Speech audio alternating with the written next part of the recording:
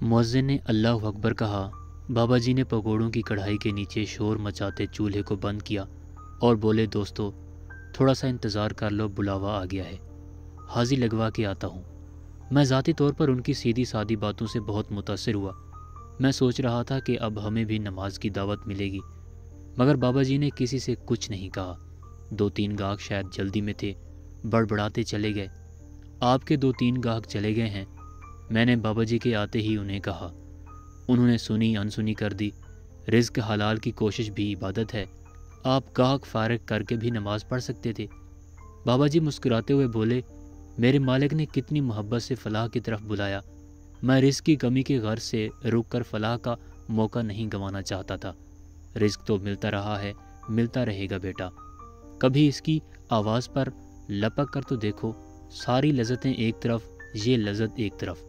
रिज़्क तो हर दरवाजे पर अपने वक्त के मुताबिक पहुंच जाता है, मगर फलाह की आवाज़ किसी किसी की दिल पर दस्तक देती है। कई कान इसे करीब से भी नहीं सुन पाते।